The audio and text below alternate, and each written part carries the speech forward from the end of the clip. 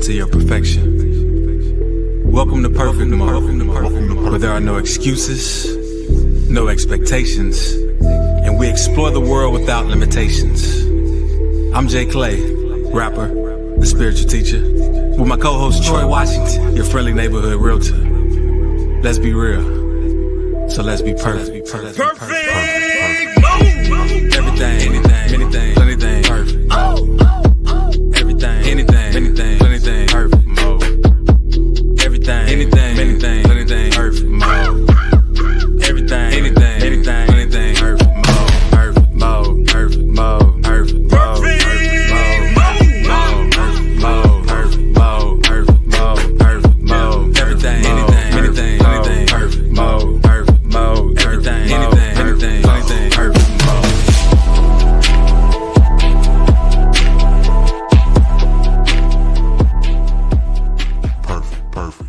Perfect.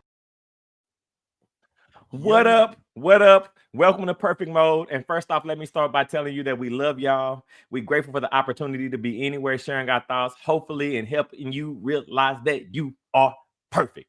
And the reason why I can say that unapologetically is because I know you are one of one, numero uno. You cannot be duplicated, replicated. And the only reason, and I mean the only reason you would think that you're not perfect is you looking at this person next to you and saying, I'm not them. But guess what? You are you. And that's all you need. And of course, it's yours truly, Troy Washington, your friendly neighborhood realtor. And I have my boy Jay Clay, spiritual rapper and teacher. And we're about to jump around here and talk about what to do when life keeps sidelining you. What up, Jay? Ooh, what's up? Happy Sunday on this cold Sunday day. Well, I'm locked in the house right now. It's all good. It's all good. Happy day. It's perfect day, perfect time, perfect weather. You know, we're gonna even say that it's the perfect weather for the perfect time. You're perfectly here because you know it's just that time. Everything is perfect time and divine timing. I'm ready to talk about this topic to get into what to do when life keeps sidelining you. Oh, and I will say too, click that link that's in the description to subscribe. Just subscribe so you can never miss an episode, get all the updates, all that. Yeah, and sure, let somebody else know. And if you ain't on TikTok right now, you know what I'm saying? You got something else there you can do. But let's go ahead and get into it, my bro. Yeah. So go ahead. My bad. Well, let's talk about it. Like, what is sidelining? Like, what is sidelining to you? Like, life is sidelining you. What does that mean? Well, the funny thing about this is that when as it first appears in my mind, I was thinking like, do I ever get sidelined? Like,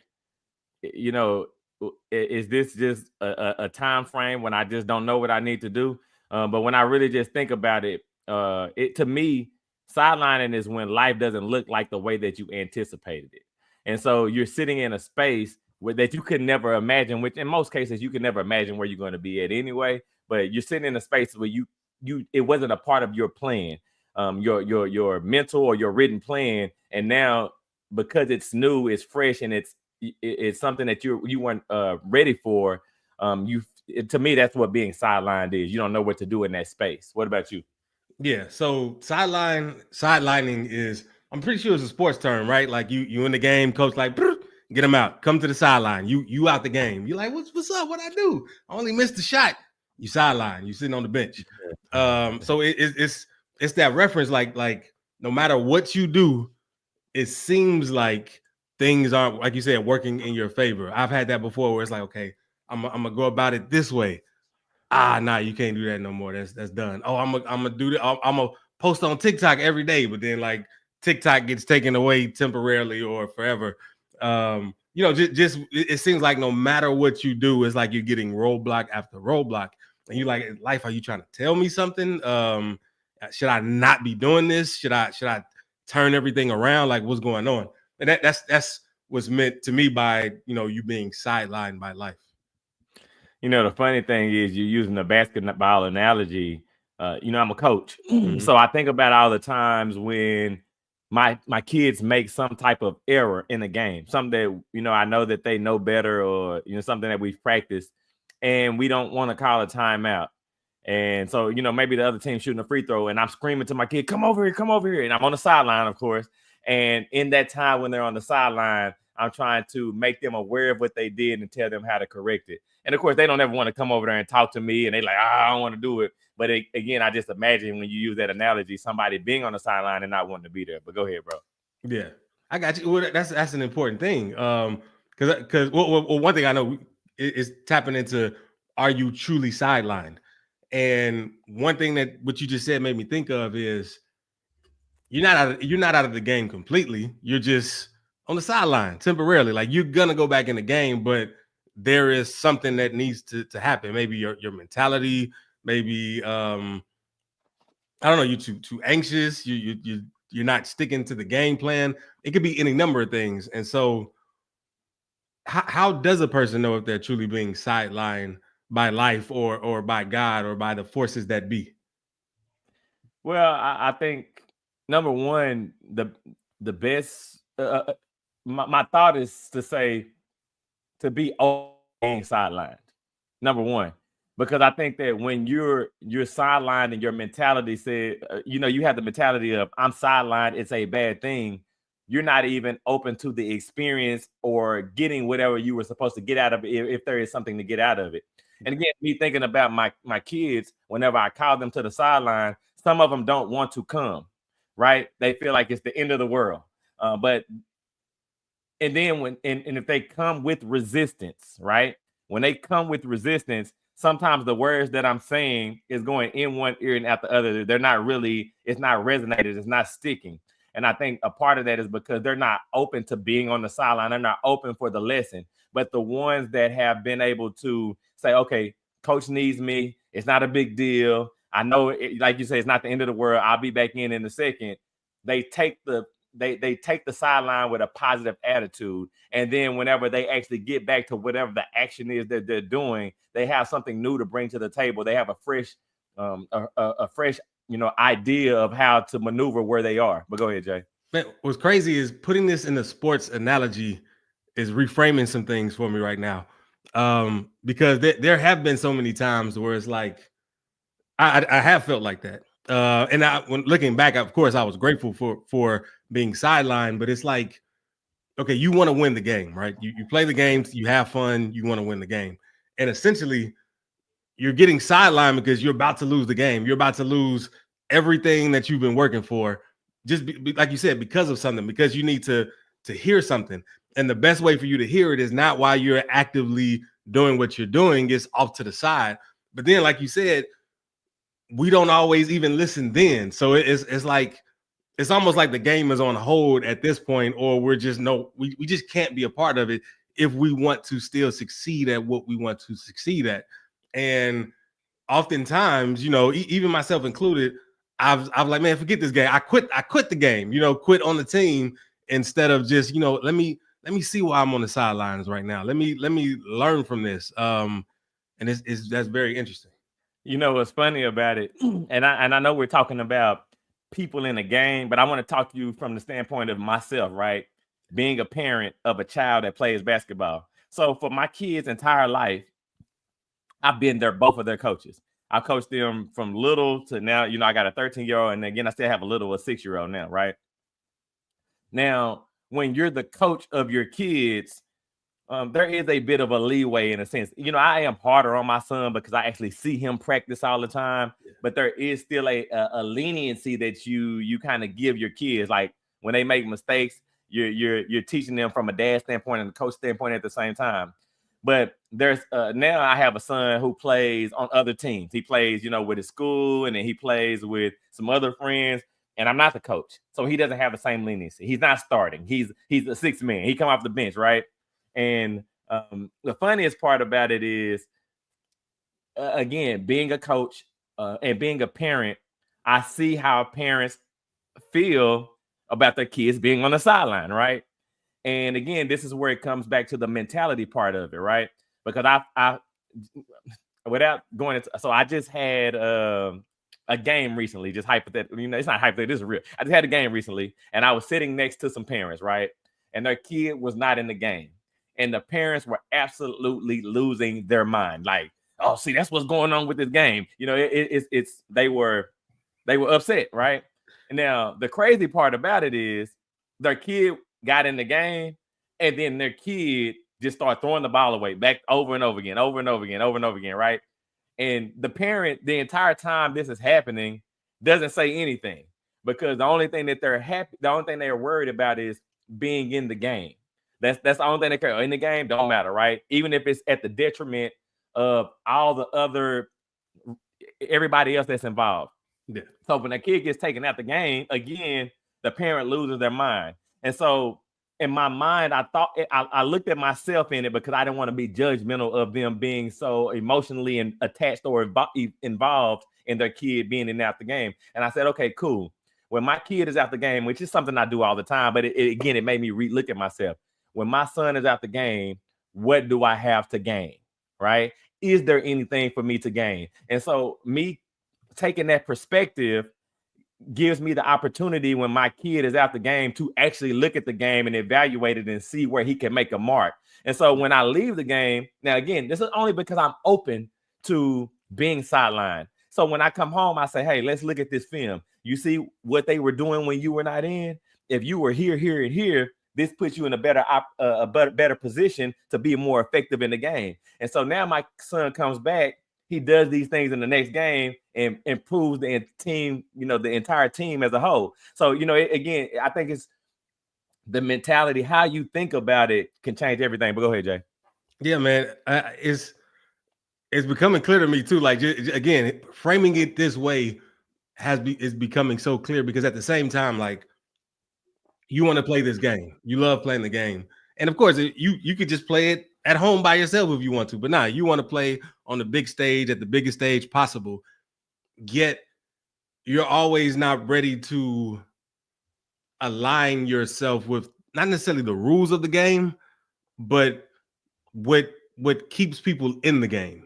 You know what I mean? Like everybody is not willing to do those things. And it's not necessarily a bad thing. It's just being truthful with what you want, truthful with the type of game that you want to play and the type of people that you want to play the game with. And sometimes being sidelined allows you to see that. It allows you to see, okay, so something's obviously not working right now, or maybe I'm needed at a later time. Like maybe I'm needed for a different game plan within this game. But either case, there's something that I'm missing here, something that I'm not totally aligned with, or else I would be okay with the sideline. And is being willing to, in a sense, go within or go find out why, like really find out why, but not from like charge up space where you can't hear anything. Because, we've all been there where you're like, man, I can't believe this, blah, blah, blah. And you're not hearing nothing. They telling you the real deal straight up, but you're just not willing to hear it. And yeah, it's being willing to kind of surrender almost so you can hear. What's funny? The thing that I thought about when you were saying that, to me, I think that who we are is always needed. But a problem is we don't know where to insert ourselves. We feel like the way that we insert ourselves is everywhere when it's not necessarily needed everywhere. And again, it wasn't even in my situation that I'm talking about. It's not even necessary for my son to change. The dynamic of who you are fits in a specific space in this realm. And so I think that a lot of times, again, when you get sidelined, sometimes it's just for you to see where you're necessary. You get what I'm saying? When you're doing something specific, like you can still be Clay, you can still be Troy, but they don't need you to be Troy in the first and quarter. Like, let me use LeBron as an example. Yeah. In his older age, LeBron not necessarily is going to sit down and lock somebody up for the entire game, right? He's going to have spurts of the game where he can dominate and nobody can do anything. So what he says, okay, well, for the first 3 quarters of the game, I'm just going to let my team carry the biggest weight versus me force things and then get tired and make a lot of mistakes that are not necessary. And then whenever the time is necessary, I'll close out the game. And so I think that's, and again, that could be 4th quarter, it could be 3rd quarter. But I think that seeing where you're necessary is important, and realizing that the sideline is not because it was a time when you were not necessary per se. You know what I'm saying? But go ahead, Jay. Yeah. And so, okay, so earlier we asked, how do you know Like, are you truly sidelined? And I think in that question, that might be the wrong question to ask because, again, as we stated, sideline means you're still in the game. Like you're still a part of the team, I should say. Not you're still in the game, you're still a part of the team. Yeah. And sideline, I guess, as we meant it, are you truly sidelined? Like, are you thrown out? Are you off? Is it done? Your career has failed, and there is nothing that you can do. And so I guess the question, like, how do you discern that? Like, how do you discern the difference? Like, are you just sidelined or are you like Out the sidelined? game, like for real, it's over. Well, honestly, it's kind of a hard question for me, and the reason why I say that is because the truth of the matter for me is that the only time I'm truly out of the game is when I decide that. Yeah. You get what I'm saying? It's a decision-based thing because I feel like if you are sidelined and not out the game, you haven't decided to be out the game. If you choose to insert yourself by examining and seeing where it makes sense for you, then you can always get back in. But I think that a lot of times when you become fatigued and you don't have the energy to look beyond what's in front, what you feel like is directly in front of you, I think that's when you're really out of the game, when you don't have the energy to seek where you belong. But go ahead. Man, you didn't even realize it, but you said fatigued, which is still, a sports reference. But man, that's so true because people get sidelined because they just need to rest. Like you're exerting too much energy right now, and you don't realize it. And life knows this about you. God knows this about you. Like you're even though you have no limits because you believe in certain limitations. It's like, okay, since you believe in these limitations, let's just chill for a second. Just sit down. Like it's not over. You can always choose, like you said, you can always choose to play the game again, but play by your own rules, but play the game differently. And I'll just share an example, like music. Me and you have done music together for years, and there was a path that we were on where we were playing the game, so to speak. We're playing their game, not our game. We're playing their game. And so we were doing things, but it was like we were still getting sidelined. It was like, what's going on? We just did this. You said be the best at this. We were the best at this. Do it like this. We broke all the records with this, but we were still getting sidelined. And one of the things is many things I've learned through that process, but one of the things that I learned was I was never supposed to be playing that game. Like music is still my game, but that version of the music game was not necessarily for me. And I was so grateful for the sidelining because if not, there could have been, I don't like to speak on what could have been or whatever, but I would have been miserable in the game that, yes, I have success at this game, but it's like, it's not me at all. It's eating away at me. Go ahead. So now, man, I'm glad that you brought this music stuff up. And man, it's like I'm gonna go back to the sports and then I'm gonna come back to us doing music. It's like my son getting up every single day, shooting 300 shots and making 300 shots, and then going into the game and then not playing. But you're doing all the work. You're doing everything that it takes. You're getting up and dribbling. You're doing everything. And then when you get to where you feel like, okay, I'm supposed to be here, they say, nah, you still not there. When we were doing music, this is where there was a mentality shift, because you are 100% right. We were playing a game and we felt like we were sidelined, or we kept getting sidelined because we were playing a different game than the game we were actually trying to get into. But when I looked back at it, I realized that I was never sidelined at all. And that's where I think understanding what sidelining truly is, because if anybody at that time, anybody that was around us was like, oh, y'all are the music moguls. They like, if anybody had something about music questions, they would come to us. If they needed advice, they would come to us. If they needed beats, they would come to, like, we were a hub for that. And from somebody that's not in our space, they would think like, man, they're running whatever it is that they're doing. They would never think or imagine us being sidelined. But because from our own perspective, we thought we were playing a different game, we couldn't realize that we were the starters in the league that we were playing in. Go ahead, Jay. Yeah, man, that's so real. And that brings us to this. Like, do you really want to be back in that game? Like, is that the game that you want to be back in? And yeah, the key to so what's different than the sports analogy we're bringing up is like usually in certain leagues and teams you get drafted and you might not have too much say on the team that you end up in, but with life you really do. Like, you could choose the league that you want to play in. You could choose whose team who's going to be the coach, if you're going to self-coach and play at the same time. Like, it's so many factors that you actually have control of.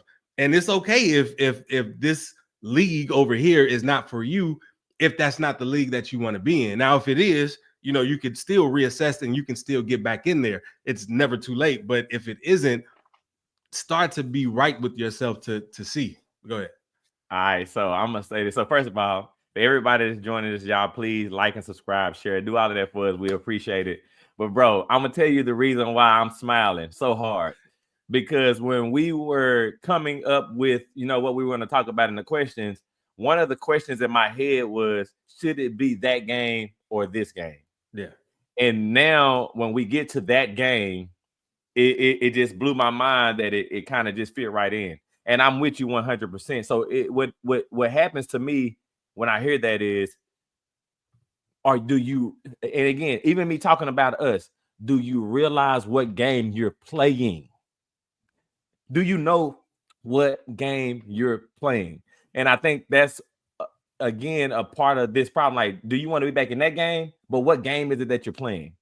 Do you even realize it? And again, if we could rewind time and we could talk, even if you don't even rewind, if you go and talk to anybody that dealt with us during this time, especially our artists, right? And when I talk to them now, they be like, man, you don't know how much you did for me. You changed my life. You put me on the path. You showed me how to do this. And again, the game we were playing partially was mentorship. The game we was playing was leadership. The game we was playing was keep people off the streets. The game where we were playing, like, there was a whole bunch of different things that we were doing that meant so much to so many people, but meant nothing to us. You know what I'm saying? Man. And so, do you want to be back in that game? And then the question is, like, what game is it? Like, what you're playing. See what impact you're having on your world. But go ahead, Jay. Yeah, and to that, like, I know that there may be some people watching that's like, okay, I don't want to play that game, but I don't know what game I want to play. And that's okay. Just admitting that to yourself allows you to then say, okay, let me decide which game I want to play. And that's a lot different than not moving because you just don't know. Because now you're allowing yourself to fail in certain things or get that experience where it's not a failure if you don't succeed right away, because you got the experience to know if you want to continue or not. So it's the same. You're at the same point. You don't know what you want to do, or let me figure out what I want to do, and not allowing anything to stop you at that point. No, 100. And I think a part of that is don't lose sight of it because of the recognition. Because again, when I think about us, one of the things that we did back when we were doing this was we know we needed videos. We needed some kind of visual content to provide to people. And what we did was we said, okay, you know what? Let's start doing the videos. And what happens in that was we dropped the video and somebody says to me, man, y'all videos are tight, right? And so my entire, I'm confusing what I want with what I'm hearing. Because you're telling me my stuff is tight. Okay, now I need to do this even better next time. I'm going to do it this way this time. And so now I pivoted from where I took that fork in the road from what my initial intention was, because I'm happy for the feedback that I'm getting. And I think that just making sure that you don't lose sight of that is very important. But go ahead, Jay. Yeah, the interesting thing about this and being sidelined, right, is only you can make that determination. So, like, I've had people tell me I shouldn't be doing something that I love doing, and I didn't care what they said because I knew me. But I've had people say that too about stuff I was iffy about, and it made it easier for me to quit. And it's we have more control over the definitions of things. Like it's been said that nothing by itself has any inherent meaning. Like we give meaning to everything. And the more and more I listen to stories and just have experience on my own, that's so true. You can look at a situation as I was kicked out, as done. They don't care about me. This is stupid. I'm never gonna do this again. And that will be your life. Or you can say, okay, there's a reason for this. God never let me down before. Let me show him I trust him, or let me show that I trust myself, that there's a reason that I'm in this situation. There's something for me to learn.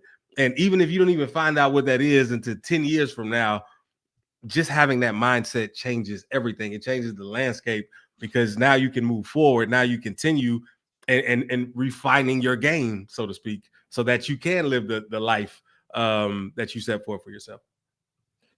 So now again, I'm telling you how I got lost in the sauce, right? Yeah. And then my question for you specifically is, when you get sucked in like that, you know what I mean, and you lose sight of what you originally trying to do, and you like it, it's like a drug. You get addicted to the feedback, how. And again, this is the reality of what we're talking about. At that point, you are sidelined. Yeah. Right. That's how I feel. Like at that point, when you lose sight of where you're going, you're sidelined. How do you pull yourself back from that? How do you, again, I'm telling you to recognize it, but how do you recognize it? Go ahead, Jay. The funny thing is, it's just to be sidelined. And what I mean is, okay, me and you have had the conversation where we've taken a vacation. Like, we were just overwhelmed. We didn't know we were overwhelmed, but took a vacation. And then in the middle of the vacation, it was like an epiphany. I know everything I'm supposed to do. I know what I need to do. I'm gonna do that. I'm gonna do that. Even though you're still enjoying the vacation, but everything is now so clear. You're flooded with all the clearness that you could ever want.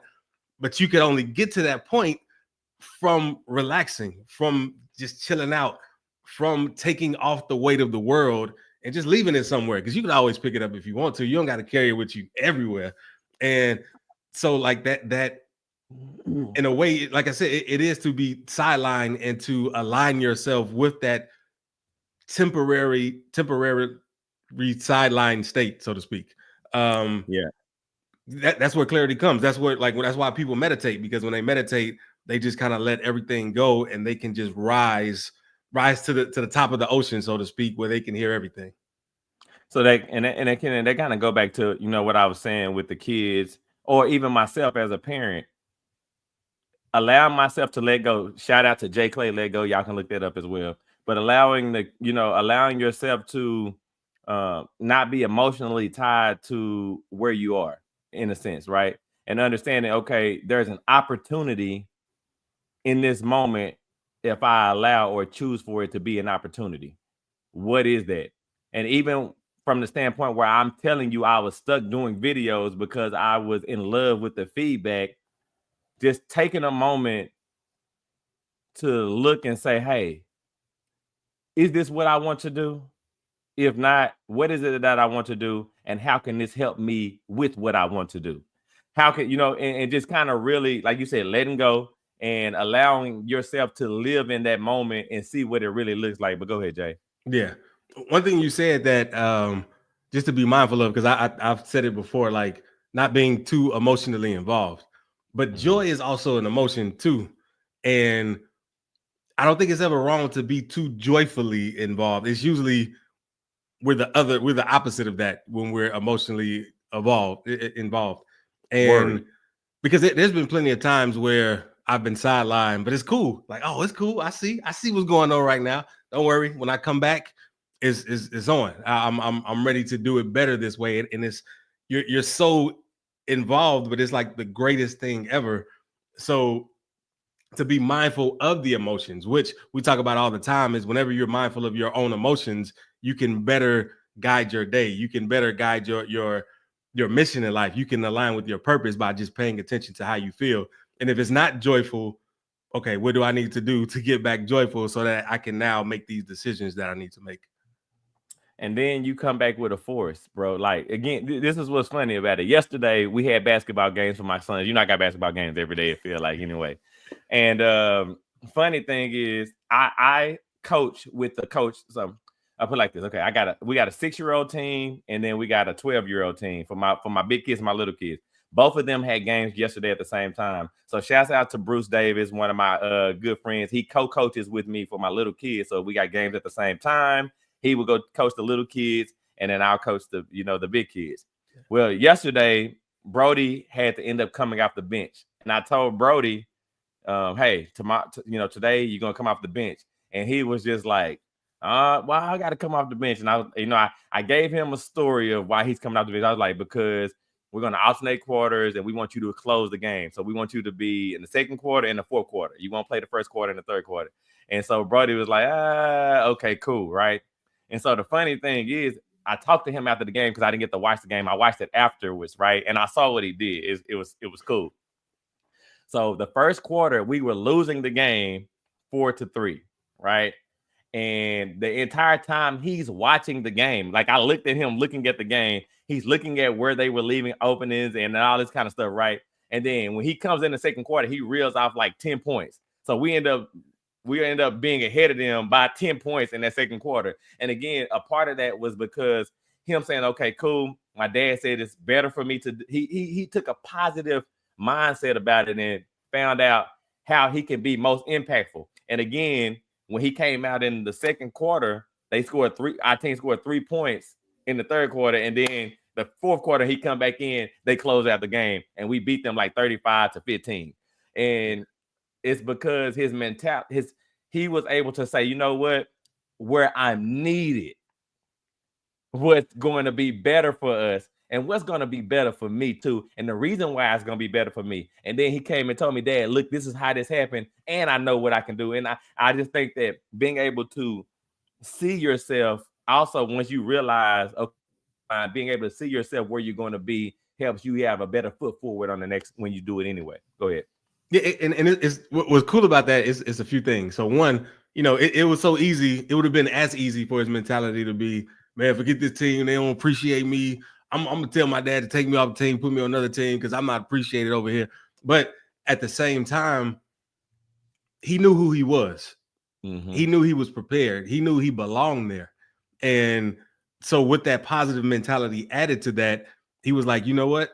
Okay, I could go here, score an easy basket. I can go here and go. Like at his age, I wasn't thinking like that, especially playing basketball. I'm just like, just put me out there. I want to play. But he put in that work.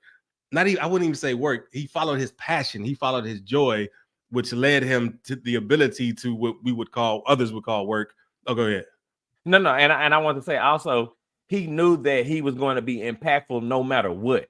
Yes. And I think that's important. Like, yes. The sidelining can also show you your value.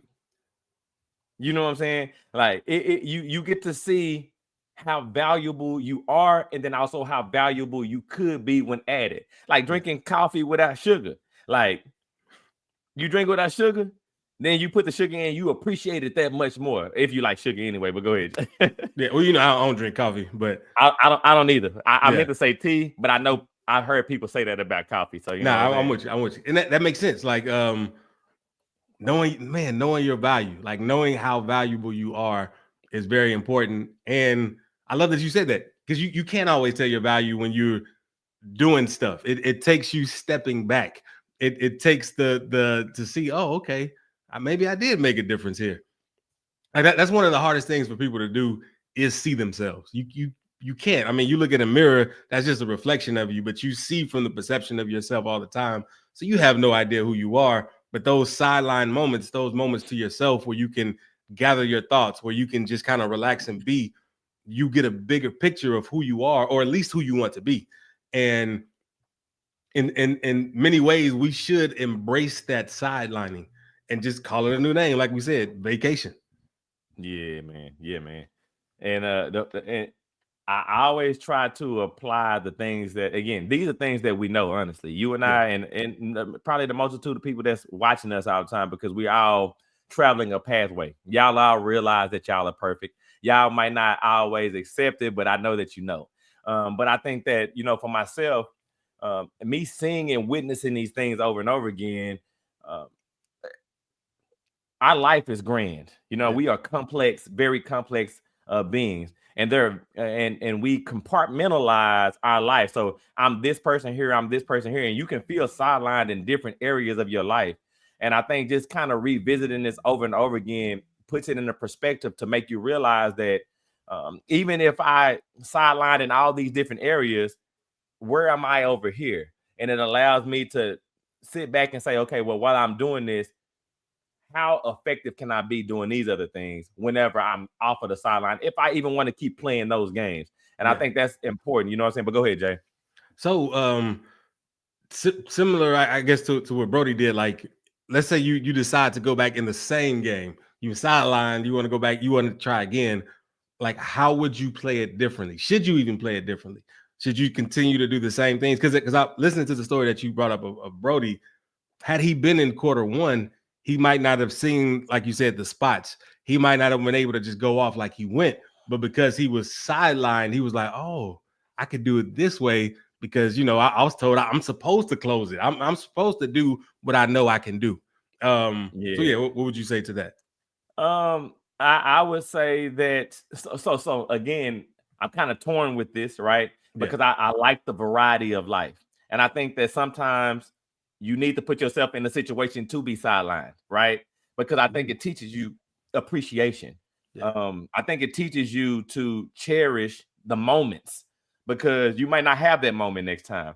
And so, you know, for Brody, as an example, no matter what Bruce chooses when it comes to playing him, I'm cool with. The same thing with TJ. Like I tell him, I know you would like to start on this team, but you have a whole different lesson you're learning here. And I just think that, you know, being able to experience it, it gives you a different level of appreciation. It gives you the foresight that you were talking about, but then also teaching you to kind of be able to be what's that word? Spontaneous, right? Because when you switch it up, the spontaneity of it all opens you up to more also. But go ahead, Jay. Man, I want to circle back to something you said that I think was important. Putting yourself in a position to be sidelined. That's key. So, like, you know, whenever somebody plays a new game, they have beginner's luck, which is no accident. But they don't know the rules of the game. They don't know if their play is stupid or not. They're willing to try anything. They see it from a totally different perspective. And if they lose, no harm, no foul. If they win, like, oh snap, I won. I never played this before. This is great. But they put themselves in a position to be sidelined because in some ways they didn't care about the outcome. They just knew their purpose. They knew their intention. And when you move through life and you know your intention for doing something, the results don't matter because you know that you're hitting your intention. Like even in basketball, if you intend to win the game, that's different if you're just playing the game. If you intend to win, even if you don't win, well, I intended to win. I did everything that I know, and I see what I did wrong, or I see what we could have done to bring this forth. So like that intention is important because it does, in a way, you put yourself in a position to be sidelined, but you also put yourself in a position where you're not leaning on the past. You're not leaning on the history of things and how it's always been, because you know things could change at any moment. You're really just leaning on you, on your ability, on yourself, and just trusting that it is all being orchestrated for your benefit anyway. You know, so this is what's funny. I'm gonna switch it from the sports talk, and I'm gonna switch it to TikTok since that's topic of discussion right now in our world, right? And the funny thing is, I read an article this morning when I got up, and it was about how TikTok has gone through this exact same process before in India. So in 2020, India put a ban on TikTok as well, and they had like 200 million people on TikTok. You know, we only got 150 million. They had 200 million people on TikTok. And at that time, of course, TikTok was fighting to stay, you know, the main streaming source, but they had to be sidelined, you know, in India. And from that spun off the Reels. That's where Reels came from. That's also where the YouTube Shorts came from. That's where all of these different things came from in order to satisfy the desire for people that wanted to be on TikTok. And what happened is, now TikTok could have threw in the towel and said, dang, shorts are here, reels are here, and Zuckerberg and them, they're already established, so that's a big market share that we're going to lose. But TikTok said, you know what, cool, let's sit back and examine, and we'll survey the landscape and move accordingly. Then they come to America, and they're doing it. Well, they were in America at the time, but they fixed what we felt like were kinks at the time, right? Yeah. Maybe America let us get by, right? Now, this is the funniest thing. You would think that TikTok realized right now how valuable they are, because they got all these people, they making all this money. But where do you think that we saw how valuable TikTok was last night when they cut it off, or the week before they cut it off? And I think that they even realized, like, man, the sidelining, it helps us to understand the true value. Yeah. Not only will people just spend all their time on here with us, not only will people sell here with us, but people will go and fight the government for us. That's a whole different level of value that you're not even able to recognize unless you take the sidelining, right? Unless you do cut off. And I think, again, just using TikTok as an example for what we're talking about, you understand true value, and also a different playbook when you accept it and look at it from a different perspective. But go ahead, Jay. Yeah, I love that, because that's so true. Not only did they see their value, like they saw how the world valued them as well, which is important. Like it's important for you to value yourself over anyone else's valuation of you, because you 24/7. So okay, so that brings to the question of the day: what's holding you back? This is to everyone listening. This is to myself. What's holding you back? Like what is sidelining you? And then kind of apply everything we talked about. Like what is sidelining you? Is it truly sidelining you? Did you want to be sidelined anyway? Like what is that? Go ahead. I'm going to tell you, for myself specifically, is knowing too much and not knowing enough.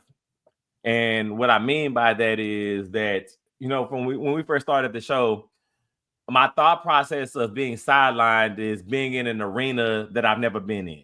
And so, just to kind of give you an example, at the very beginning of this year, or like I do every year, I start to write out goals. And every year I get even better at it. And I try to get even more detailed, and I try to give you even more stuff. And I try to put myself in a position where I'm not in a foreign land. So I'm sitting back and saying, I don't know what I need to do next, right? And again, from my standpoint, this is all because I wasn't able to foresee, or I saw too much and still missed something. And so I think that for me, the ideal thing to stop me from being stagnant or what's holding me back is realizing that in this space, in all realms, because some realms I can feel comfortable not knowing, right? But in this space, in all realms, I'm okay. Learn. And I know that I don't do that in all instances. But go ahead, Jay. I love that. And for me, it's really just me if I feel like I'm being sidelined. So right now, I don't feel like anything's holding me back. Right now, I feel like I'm working my plan. I'm doing what I said I'm gonna do, setting everything up so that I can jump in the game, back in the game, how I want to play this game. And to that, like, it's usually me too that has been holding me back in certain areas, because I might accept something that I shouldn't be accepting, that I brought on myself, or not even brought on myself. I told myself this story for me to believe it. And we can tell ourselves whatever story we want to. We could say, man, I suck at this. Or I can say, man, I'm great at this. People just don't know it yet. And whatever I say, I believe, because it's me. I'm saying this to myself, which is why, not to go too far off topic, we should be mindful of the words we speak, the words that we share, and that we don't seek to deceive another, because we kind of end up deceiving ourselves in the same instance. Because again, who listens to us? We listen to us. And right. So when we hear our thoughts, we could easily see that, man, I'm the only one who can hold me back. I'm the only one that's been holding me back. Nothing else can. No law, no person, no education. Like it's countless stories of people overcoming all of these things. And yeah, just know that for yourself. I would also say, and I'm gonna bring this back to the context of sports. Be a cheerleader on the sideline, right? And the reason why I say that, because without the sports, I was going to say just be active on the sideline. Yeah. You know, sometimes when you're sidelined, you think it's the end of the world. And outside of having the perspective of there's something for me to learn, if you're a cheerleader on the sideline and you bring energy, sometimes that thing that you're supposed to learn is just going to come to you. So as an example, using my kids, I like when kids are sitting on the sideline and saying, hey, good job on that free throw. Hey, lock them up on it. You know, all of these different things to stay engaged. That's the word. To stay engaged in what's going on, because when you stay engaged, again, there are a million things floating in the sky that you don't notice.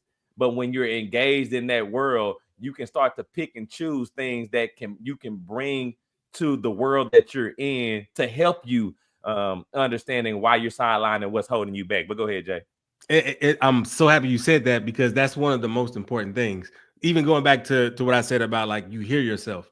So if you're on the sidelines and you see someone in a position that you would like to be in, and you curse them or chastise them or something, you're hearing yourself saying, anybody that's doing this, they deserve this treatment.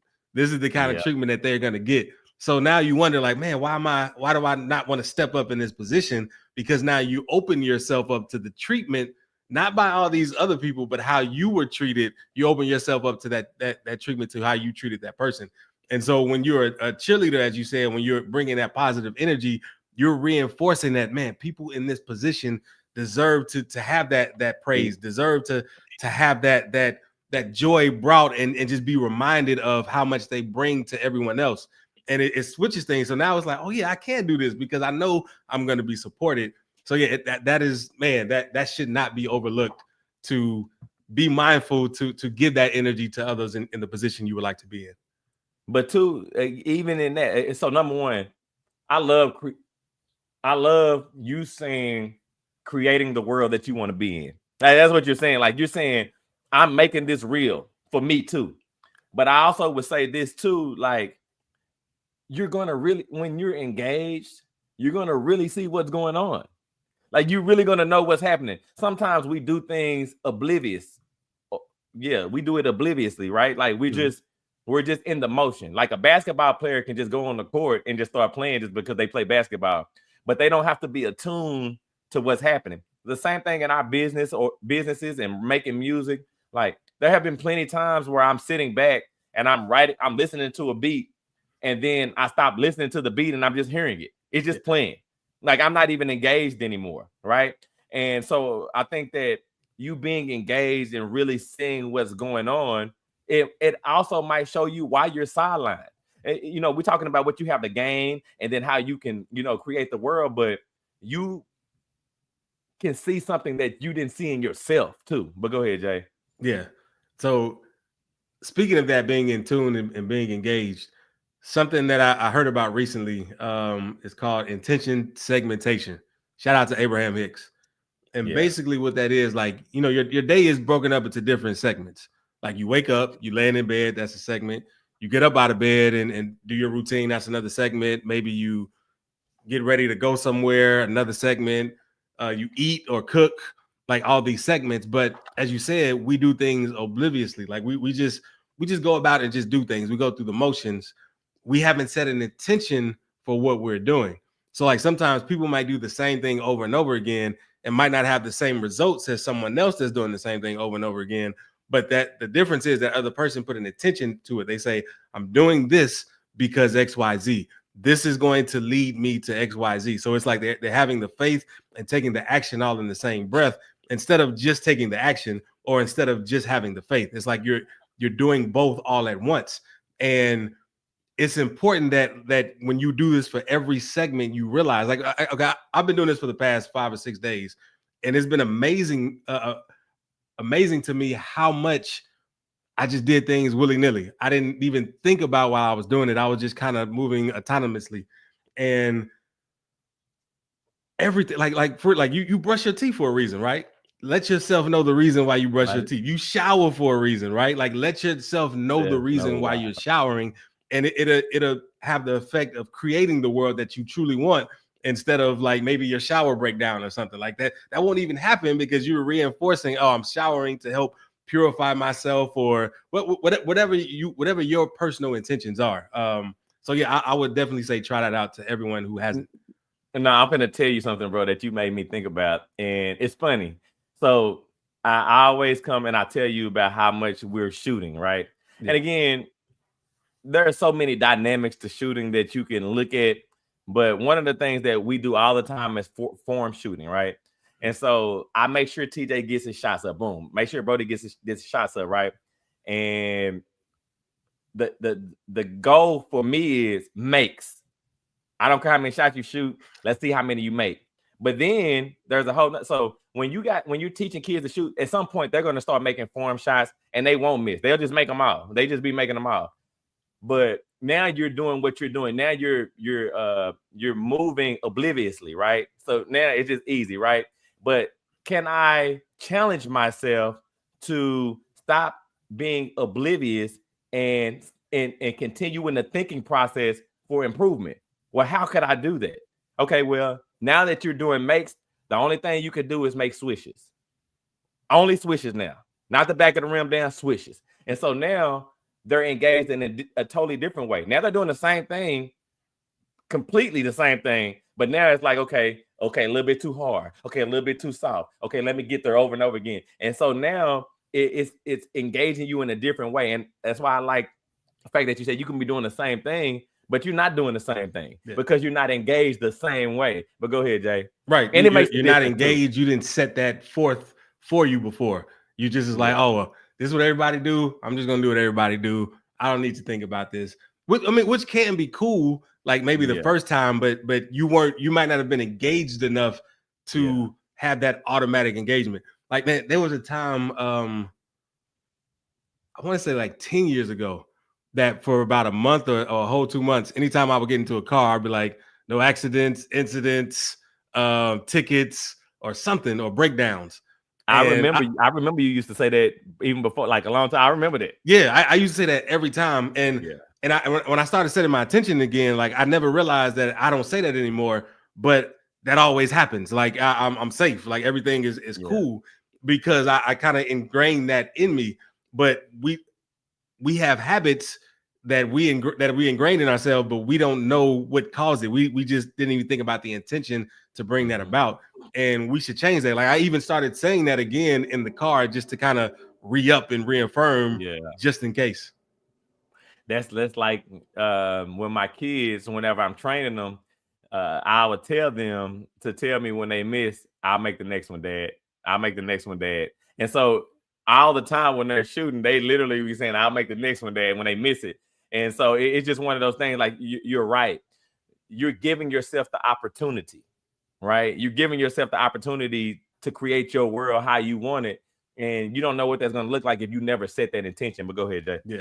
Yeah. So, yeah, man, it's real out here. Like being sidelined is not necessarily the things that we think it is. It's not the punishment that it once seemed like. Even punishment sometimes, like punishment can take on a bad thing when it's not even really punishment. It's just silent or timeout, as they say. You know, just taking a breather, taking a breath, taking a knee.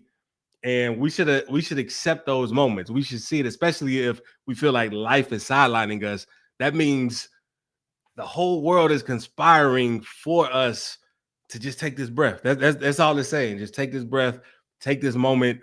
You're going to get back in the game. Just make sure you breathe now. Just collect your thoughts, go over your intentions so you can get back in there and do what you want to do.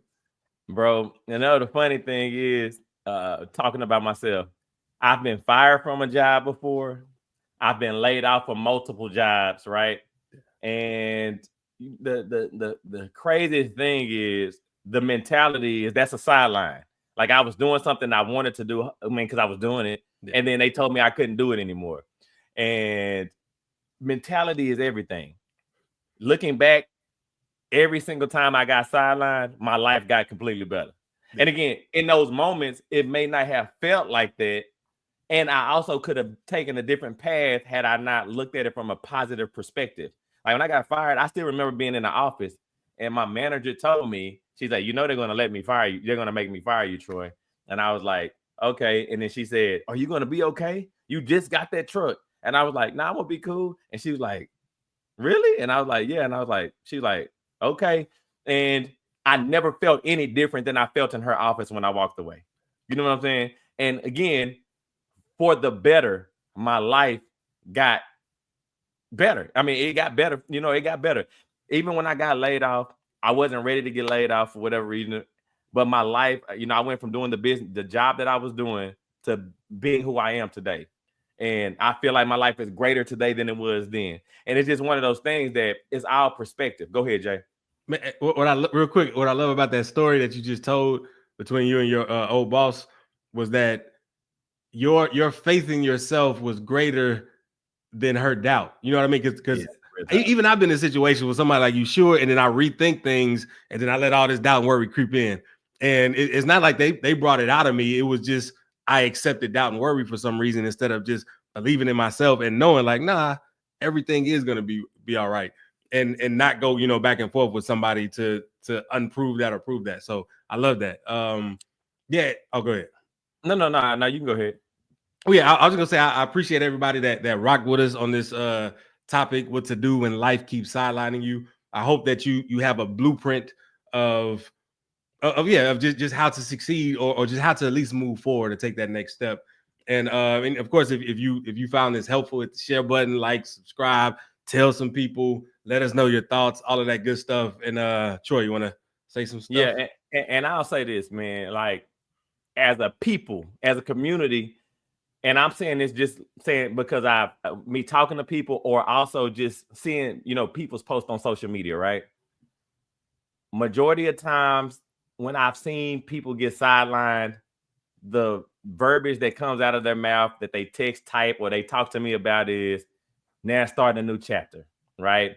And I would encourage people that when you do that, when you say that, to believe the sentiment that you're sharing. Because sometimes we are sidelined and we're speaking something because we feel like it's going to be it's going to be uplifting to other people, but we don't necessarily believe it for ourselves. And I just encourage you that when you say that the new chapter, the new path, greater things coming to me, that you believe those things that are coming out of your mouth. Because the truth is, you've already created it when you wrote it. You've already created it when you said it. And if you believe it, it'll soon appear. But you have to trust that the sideline is that you're on was the one that you were supposed to be on. Go ahead, Jay. I know you got something to say. Yeah, that made me think of like, even before you could, like, based on what you said, before believing in yourself, believe yourself. Like, just believe yourself and say things worth believing. And that just following those 2 or 3 things will just get you so far in life. But yeah. But you know, we love y'all. We're grateful for y'all. Definitely would encourage if y'all could to help us out. Like, share, subscribe, let somebody else know about us. We here every week, you know, like clockwork, because we love doing what we do. And of course, without y'all, we wouldn't be here, but we definitely be doing something. But definitely want you to realize that you are perfect. And Jay, you can go ahead and take us out, baby. Yeah, because you're a perfect creation made by a perfect creator. So you might as well accept your perfection and enter perfect mode. Yeah. If I reminded you that you are perfect, would you argue me down or step into your perfection? Welcome to Perfect Mode, where there are no excuses, no expectations, and we explore the world without limitations. I'm Jay Clay, rapper, the spiritual teacher, with my co-host Troy Washington, your friendly neighborhood realtor. Let's be real, so let's be perfect. Perfect. Everything